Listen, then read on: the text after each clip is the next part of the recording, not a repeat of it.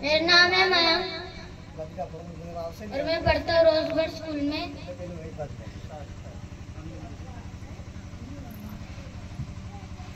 कहानी का नाम है एक बुरा लड़का। एक बुरा लड़का रहता था जो कि रोज बाजार का ही खाता रहता था। एक दिन वो बाजार का खाकर एक दिन फूट गया था, जिसकी वजह से ना उसको बहुत गुस्सा आने लगा था, क्योंकि उसके माँ पेरेंट्स उसको है ना कभी भी खाना नहीं दे पाते थे, क्योंकि वो अपने पैसों बुरा उपयोग करता था। इसके लिए वो अपने दोस्तों को बोलता है कि पैसों देने को, और पैसा नहीं देता है तो फिर उसको मार डालता है और उसकी सारी प्रॉपर्टी छीन लेता है, और वो घर को बेच डालता है एक बड़ी केक के बदले। और उसने इतने सारे बड़ी केक खरीद लिए थे कि उसने पूरी दुकान ही खरीद ली और दुकान में सारे पकीड़े खा लिए। और है ना, और उसकी मौत हो गई बड़े होकर ही, क्योंकि उसने सारे पकीड़े खाए थे और उसको सीधा नर्क मिला था। इसके लिए उसको बुरे राक्षस ने खा लिया। तभी कोई पकीड़े नहीं खाना चाहिए। मैं तुमसे एक क्वेश्चन पूछता हूँ, तुम सब में से, कि आत्मा कहाँ से आई है? किसी को पता है? हाथ ऊपर करो तो पता है। लगता है किसी को भी नहीं पता है। मैं ही बता दे तो अच्छा। तो हम आत्मा परम धाम से आए हैं।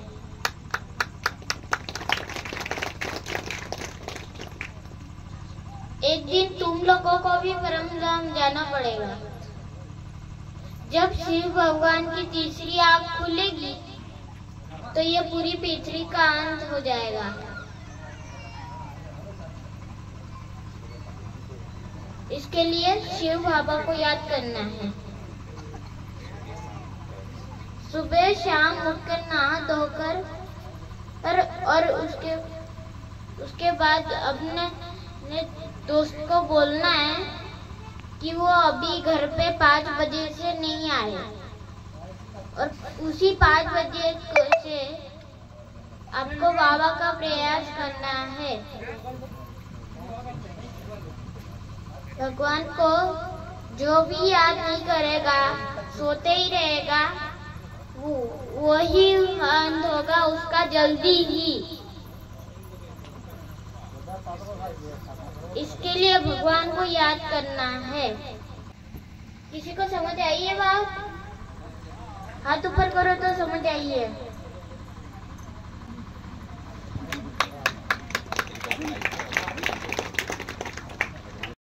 जो कि अपने पैसों पे बहुत घमंड करता था। एक दिन उसने दुकान खरीद ली और उसी दुकान में महंगाई में बेचने लगा। सुबह शाम वो दुकान खोल देता था और है ना, और वो तब बंद करता था जब तक रात नहीं हो जाती थी, और वो तब तक काम करते रहता था जब तक उसके पैसे नहीं मिलते। और जो भी पैसे नहीं दे पाता था ना, छुट्टे भी नहीं थे। जैसे कि एक चीज,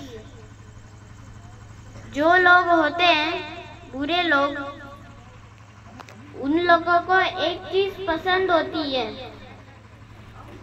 कोई ना कोई का सपना ही होता है बच्चों में से, और वो सपना पूरा करने के लिए मन लगाकर पढ़ाई करते हैं।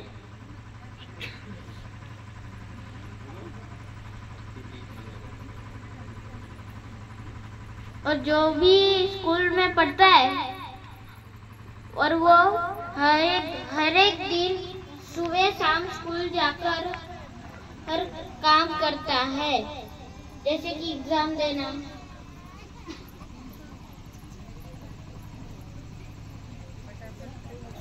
जिसको भी, जो टॉपर्स लोग होते हैं उन पे ज्यादा ध्यान नहीं होता है। जो भी टीचर्स लोग पढ़ाते हैं उन पे ही ध्यान दे। कौन क्या कर रहा है, कोई झगड़ा कर रहा है, वैसा नहीं देखना है ना। जो भी लोग होते हैं, कुछ ना कोई बच्चे करते ही होंगे ऐसा। जो भी लोग ऐसे करते हैं 11th 12th में से, उनको टीचर्स पे ध्यान देना चाहिए, क्योंकि उनका एग्जाम हार्ड आने वाला है।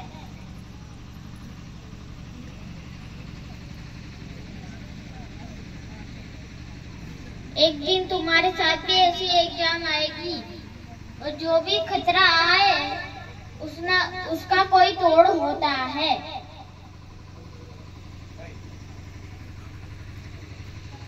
इसके लिए भगवान को याद करना पड़ता है, और जो भी बुरी आत्मा आ जाती है हमें, किसी साधु संत या फिर भगवान की मूर्ति से पूजा करनी होती है,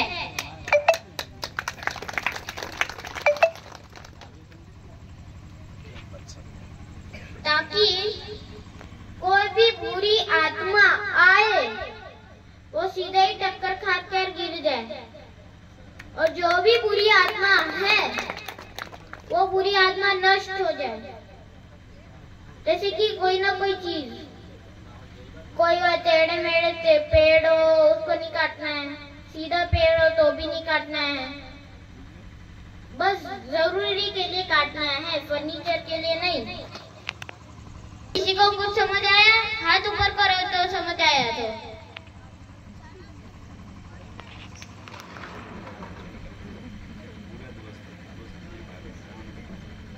कोई बुरा दोस्त है किसी का? नहीं है ना? जो भी बुरा दोस्त है उसको पहचाने कैसे वो बताता हूँ मैं। सबसे पहले उसको बोलना है कि वो आगे जाकर हमारी मदद करेगा।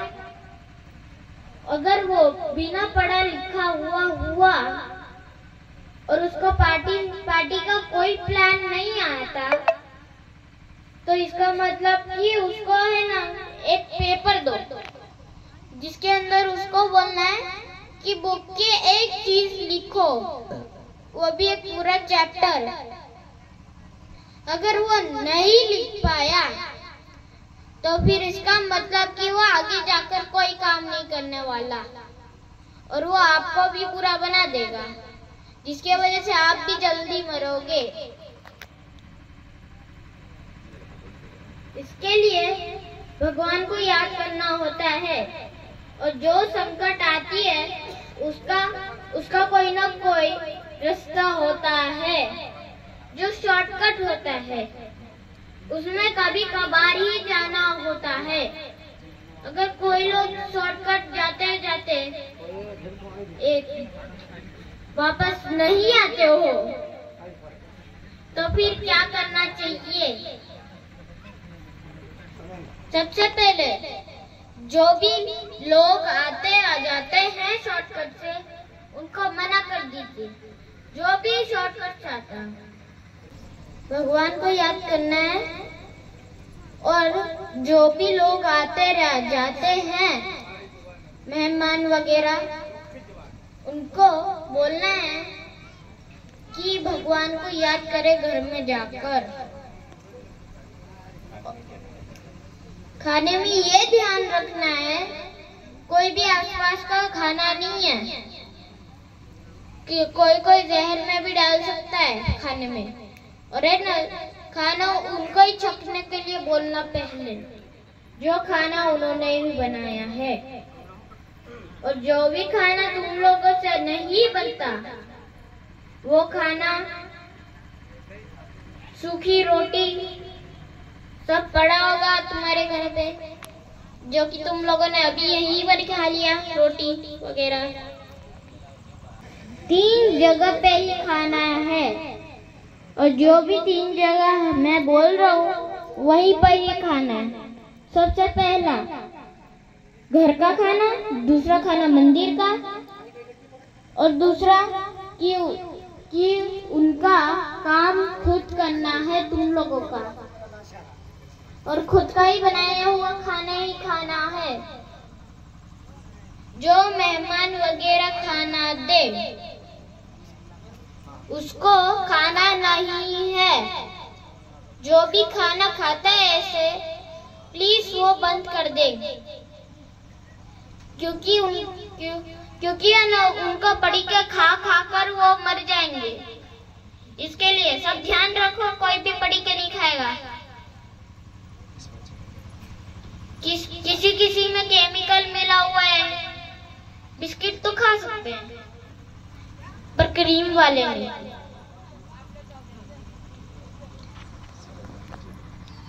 शिव भगवान ने यही कहा है कि अगर कोई भी केमिकल वाली चीज हो तो उसे ही सबसे पहले ही खाने को बोलना चाहिए। अगर वो नहीं बोले तो इसका मतलब कि आप भी खाना नहीं खाओगे, क्योंकि उसमें जहर हो सकता है। और इसी सिचुएशन में आप घर पे छोड़ दीजिए, क्योंकि अगर किसी का भी एक्सीडेंट हो सकता है तो पहले गाड़ी देख के चलना चाहिए। दूसरा क्या ना छोटे बच्चों की फीस भरनी चाहिए। बस एक ही काम में लगाना है ये सब। शराब कोई पीता भी नहीं है ना, तो वो शराब पीना भी नहीं चाहिए। जो भी शराब पीता होगा उसे बोल दीजिए कि कभी दारू ना पिए। एक दिन मैं और मेरा दोस्त सीधा खेलने जा रहे थे, तो खेल रहे थे हम, तो हमें कांच की बोतल दिखी हमारे खेत में, तो है ना मैंने गड्ढे में फेंक दी एक, जो कि हमारे पास में ही बनी थी। किसी को मांस पीने का अच्छा लगता है, पर लेकिन बाजार का कोई भी चीज नहीं खाना है। बाजार की कोई भी चीज नहीं खानी है, समझ आया? जो भी लोग शोर मचाते हैं अपने घर में, ज्यादातर लोग तो शोर मचाते ही होंगे घर में। कभी किसी का टूटा फूटा घर होता है, कभी किसी का कोई और काम होता है, और काम तो अलग होता है सबका अलग काम होता है। जैसे कि मेरे पापा भी एक टीचर है। तुम लोग भी कोई ना कोई काम काज करते होंगे, पर ये मत सोचना कि न कि दारू भट्टी कोई और चीज है। भगवान शिव की जय। जोरदार तालियों पाड़ी આપણે મયંક કુમાર ભક્ત નાના ભક્તોને પણ આવો જ્યારે નાનપણમાં સંસ્કાર આપીએ ત્યારે આપણા પરિવારમાં ખૂબ હર્યું ભર્યું રહેતું હોય। આપણને કેટલાને ખબર પડી હશે, કેટલાકને નહીં ખબર પડી હોય, પણ જીવન માટે શું કરવું, જીવન કેવી રીતે જીવવું, એના માટેની ખૂબ સારા વાર્તાઓ દ્વારા રહસ્ય બતાવ્યા। હિન્દી ભાષામાં હતું, કેટલુંક ઇંગ્લિશ ભાષામાં હતું, એટલે કેટલાકને ખબર પડી હોય, નહીં પડી હોય, પણ અહીંયા જે ભક્તિની વાતો છે એ ભક્તિની વાતો જીવન માટે, આપણા જીવન માટે ખૂબ જરૂરી છે। એટલા માટે આપણા બાળકોનું પણ ધ્યાન રાખીએ અને બાળકોને પણ સારા સંસ્કાર આપીએ। હવે ભક્તિ ભજનમાં આવા સત્સંગમાં આવીએ ત્યારે આપણા બાળકોને પણ સાથે લાવીએ, જેથી કરીને જાતે સાંભળે, જાતે વિચારે ને જાતે સમજે। માટે ભગવાનને હંમેશા આપણે યાદ કરીએ।